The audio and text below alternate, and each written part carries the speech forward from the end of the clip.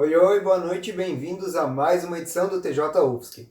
Hoje você confere o retorno da CPI da Covid, a abertura do segundo processo seletivo de 2021 para o SISU, além de mais um episódio da nossa série sobre os cortes de verba nas universidades públicas. Tudo isso é logo depois da vinheta.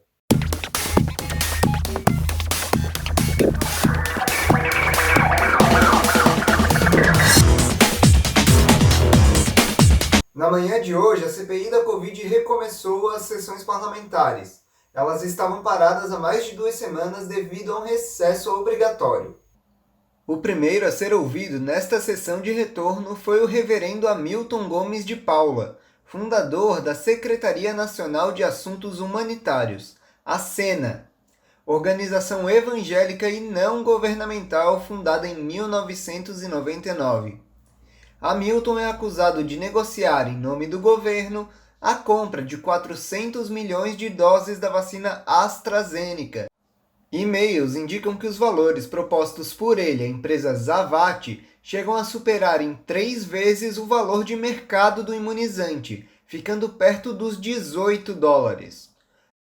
Durante seu depoimento, o reverendo começou a chorar e pedir desculpas ao Brasil. Ao ser questionado sobre o motivo da lamentação, ele afirmou estar arrependido pelo seu envolvimento na operação das vacinas. Agora vamos aos dados atualizados da pandemia aqui em Santa Catarina. As informações são da Secretaria Estadual de Saúde. Desde o início da pandemia, foram registrados 1.116.810 casos confirmados. Do total, 1.086.913 estão recuperados e outros 11.830 são casos ativos. Foram registradas 18.067 mortes no estado. Até o momento, 50,57% da população catarinense já foi vacinada com a primeira dose. 20,93% já receberam a segunda dose da vacina. O Sistema de Seleção Unificado, SISU, abriu hoje as inscrições para o segundo processo seletivo de 2021. As inscrições vão até sexta-feira, dia 6 de agosto. O processo abre as portas para a entrada em universidades públicas de todo o país. Podem se inscrever aqueles estudantes que fizeram a prova do Enem 2020 e não zeraram a redação. A inscrição deve ser feita através do site sisu.mec.gov. Olha, o acesso à universidade pública é realmente muito importante. Mas tem muita instituição por aí sofrendo com cortes e bloqueios de verba. Todos os anos, os valores destinados às instituições federais são reduzidos. E nesse ano, o quase fechamento da Universidade Federal do Rio de Janeiro, a UFRJ, causou um temor na comunidade acadêmica brasileira. Instituições de todo o país correm riscos semelhantes. No episódio de hoje da nossa série sobre o assunto, você vai conferir como as universidades federais do sul do país estão lidando com a situação. Que isso é educação precarizada, ele tira da pública e põe na privada. Assim como a Federal do Rio de Janeiro, a Universidade Federal de Santa Catarina, a UFSC, também chegou a falar sobre a possibilidade de uma interrupção de atividades em maio.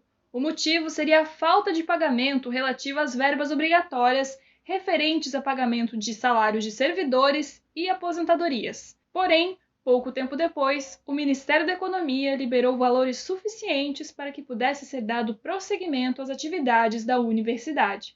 Nós temos 2 peças orçamentárias, uma que já estava aprovada e que dava conta de pagar os salários até julho, e a outra que o Congresso teria que aprovar. O que o governo fez?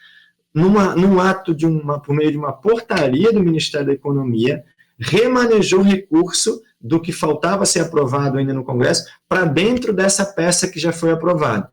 Então, hoje, ele já remanejou recurso para mais uns 3, 4 meses.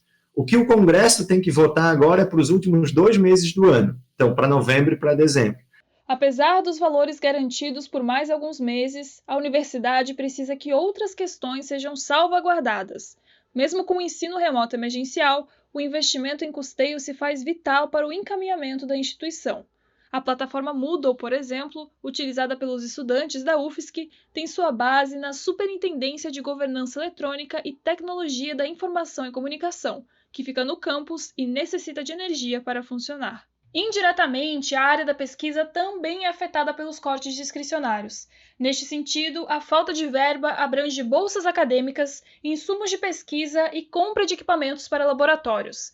Apesar de tais cortes afetarem o desenvolvimento de experimentos, o esvaziamento de instituições públicas de ensino de pesquisa também complica o setor nacional.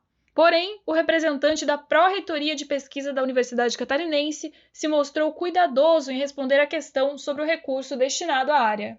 Quando, né, as condições permitirem, então, e o funcionamento voltar à sua normalidade, certamente, né, alguns elementos de laboratório vão necessitar ajustes, vão necessitar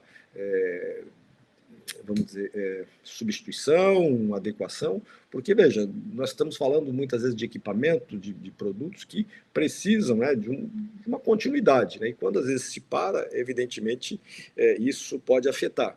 Mas eu tenho, né, uma convicção que, quando for possível aí o retorno, a estrutura ela vai estar minimamente adequada, certo, para continuidade, vamos dizer assim, para a retomada da sua, vamos dizer, normalidade, certo? Então, neste aspecto, eu sou otimista. Um outro elemento bastante ruim, né, dessa situação que as universidades estão vivendo é esta instabilidade, né? Em determinado momento, então, é fixado um valor do orçamento, aí passa algum tempo esse valor ele é reduzido, né, e depois é aprovado, mas não vem o recurso. Então, assim, isso tudo deixa, né, o sistema bastante difícil de administrar. Sendo bem sincero, o recurso não é suficiente para o que deveria ser feito.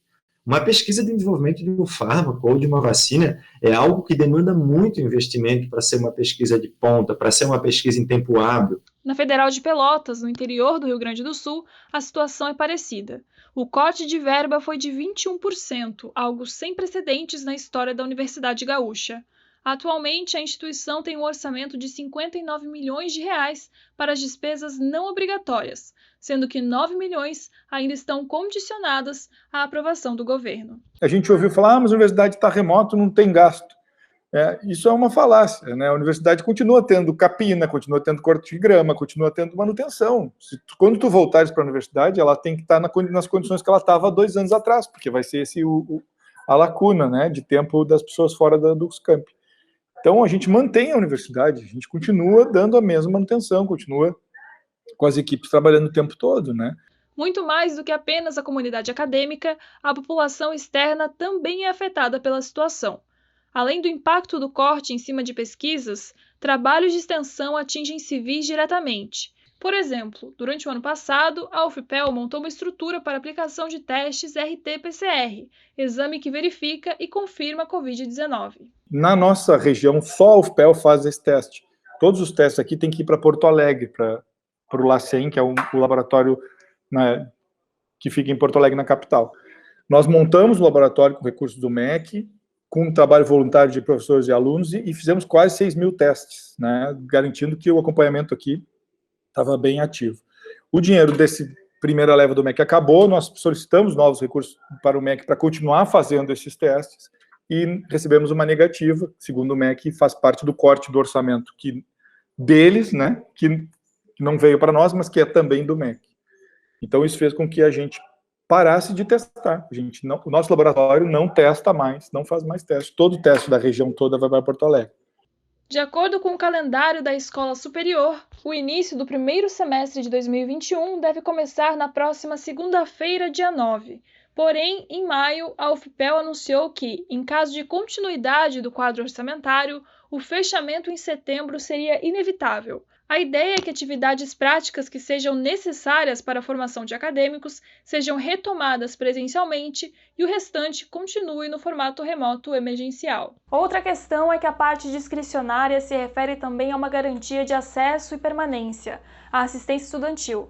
o setor acaba sendo um tanto negligenciado em função de departamentos que mantêm a universidade em funcionamento, como contas de água e energia. As representações estudantis têm um papel vital na luta pela defesa e garantia da categoria, mas a pandemia afetou seu desempenho. Por mais que as pessoas tenham ingressado na universidade, não significa permanecer. Por isso que a assistência estudantil ela é extremamente importante. Só que no período de ensino remoto emergencial que a gente tem enfrentado, a gente vê que está muito difícil, não porque as pessoas não querem se mobilizar, porque as pessoas não se preocupam, né, a nível de estudantes com o que está acontecendo, mas porque as pessoas não têm acesso à internet de qualidade, porque tem um computador na casa para 5, 6 pessoas, porque a gente teve corte, né, de bolsas, por exemplo. A Universidade Federal do Rio Grande do Sul é uma das mais bem avaliadas do país no ranking latino-americano da Times Higher Education de 2021. Apesar disso, os efeitos derivam de investimentos de longo prazo feitos anos atrás. Atualmente, a instituição está com um capital de 131 milhões de reais, 53 milhões a menos que 2016. Na Universidade Federal do Paraná, a incerteza pela continuidade também é a mesma. Neste ano, o corte da verba discricionária foi referente a 23 milhões de reais e chegou ao ápice. Segundo a Pró-Reitoria de Planejamento, os cortes já estão sendo sentidos pela comunidade. O corte ele afeta diretamente, né, no desenvolvimento de nossas pesquisas, da extensão e do ensino na universidade. Né, nós não conseguimos ampliar o número de projetos atendidos nas nossas ações na pesquisa, por exemplo, né, na compra de insumos, na compra de reagentes para desenvolvimento da pesquisa, né. Nós temos diminuído muito o orçamento da universidade, né, quando nós mais precisamos do desenvolvimento da ciência, né, no momento da pandemia, que nós mais precisamos da universidade, nós mais precisamos da ciência, nós mais precisamos, né, da produção científica, né, está havendo esses cortes. Né. A instituição paranaense é uma das brasileiras a desenvolver imunizantes contra a Covid-19, mas com a redução orçamentária, seu progresso ficou ameaçado. Por isso, foi criada uma vaquinha no site vacina.ufpr.br para que a pesquisa não precisasse paralisar. Os cortes que a CAPES sofreu, por exemplo, são fruto de anos de luta, e a gente sabe que não vai ser em 2 meses ou, enfim, 2 anos que a gente vai conseguir recuperar essas bolsas perdidas, né? E o que elas significam, porque bolsa para pesquisa não é só dinheiro, né? E durante a tarde de hoje ocorreu um ato na UFSC, em frente ao Centro de Comunicação e Expressão, o CCE. Os manifestantes protestaram contra a Resolução Normativa número 095, de 2017. Ela é voltada à pós-graduação na instituição, e os estudantes defendem o maior diálogo entre eles e a Câmara de Pós-Graduação na tomada de decisões. E agora o TJ está chegando perto do fim, mas antes tem o Resenha Olímpica com a repórter Giovana Goin. Oi, começa agora mais uma Resenha Olímpica para te deixar atualizado sobre tudo que rolou em Tóquio.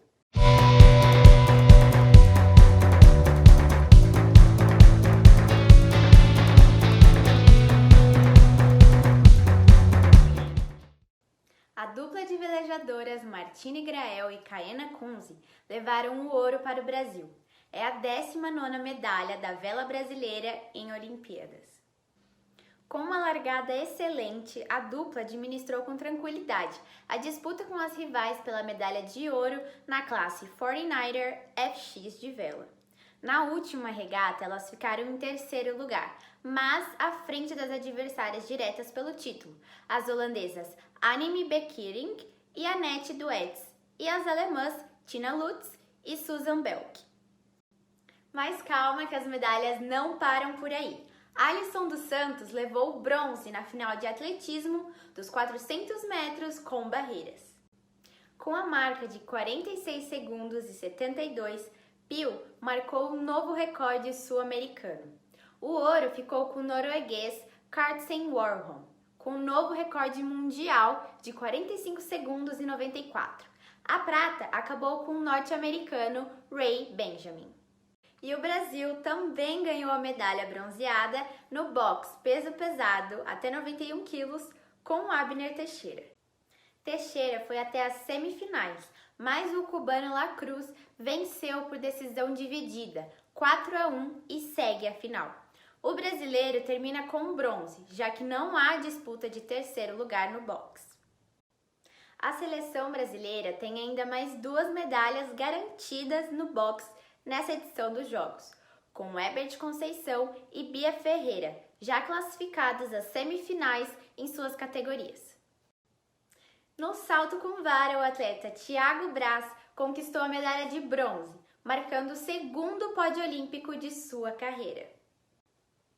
O bronze brasileiro veio com a marca de 5,87 metros. A prata ficou com Christopher Nielsen, dos Estados Unidos, com 5,97 metros. O ouro foi de Armand Duplantis, da Suécia, que continua na pista em busca do recorde mundial. Agora, vamos às atualizações do quadro de medalhas. A China continua em primeiro lugar, com 32 medalhas de ouro, 21 de prata e 16 de bronze, totalizando 69 medalhas. Os Estados Unidos estão em segundo, com 24 medalhas de ouro, 27 de prata e 21 de bronze, somando 72 medalhas. Em terceiro está o Japão, com 19 medalhas de ouro, 6 de prata e 11 de bronze, 36 no total. A Austrália ocupa o 4º lugar, com 14 de ouro, 4 de prata e 15 de bronze, somando 33. Já em quinto está o Comitê Olímpico da Rússia, o ROK, com 13 medalhas de ouro, 21 de prata e 18 de bronze, com um total de 52 medalhas. O Brasil está em 18º, com 3 medalhas de ouro, 3 de prata e 7 de bronze, somando 13 medalhas ao total.